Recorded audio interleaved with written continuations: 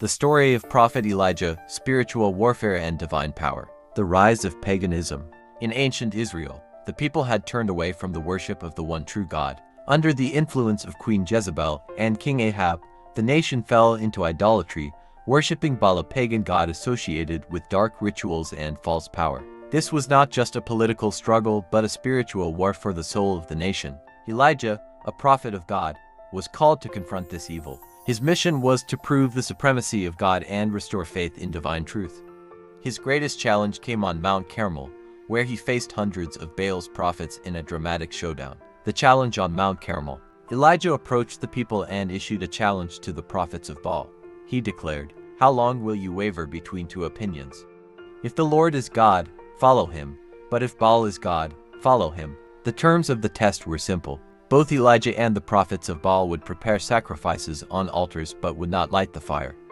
The true God would reveal himself by sending fire from heaven. This challenge was a battle not just of faith but of spiritual forces, divine light versus the darkness of Baal worship. The failure of Baal's prophets. The prophets of Baal called upon their God from morning until noon, shouting and dancing around their altar. They even resorted to self-harm, hoping their blood would invoke Baal's power, but there was no response. Elijah mocked them, saying, "Shout louder, perhaps your God is deep in thought, or busy, or traveling.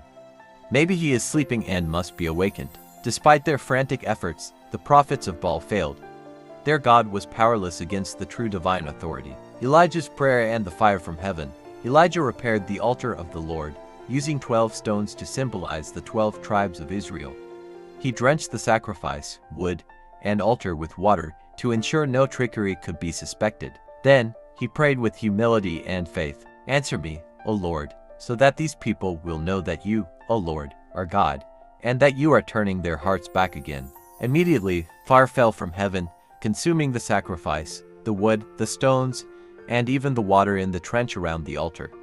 The people fell to the ground in awe, proclaiming, "The Lord, he is God, the Lord, he is God." The fall of Baal's influence. Elijah seized the moment to end the influence of Baal worship. The prophets of Baal were executed as a symbol of spiritual purification. With their defeat, the nation began to turn back to God. This moment was a pivotal victory in the spiritual warfare between divine truth and pagan deception. However, Elijah's mission was far from over. Jezebel, enraged by the loss of her prophets, vowed to kill him, forcing Elijah to flee into the wilderness. Elijah's crisis of faith.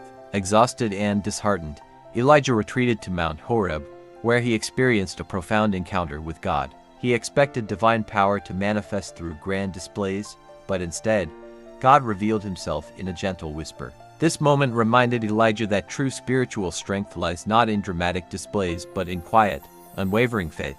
Elijah's legacy and spiritual warfare today. Elijah's story remains a powerful symbol of spiritual warfare.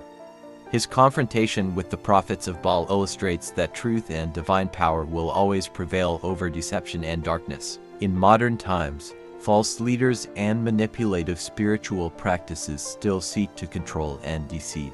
The battle for spiritual truth continues, with individuals called to stand firm in their faith, just as Elijah did.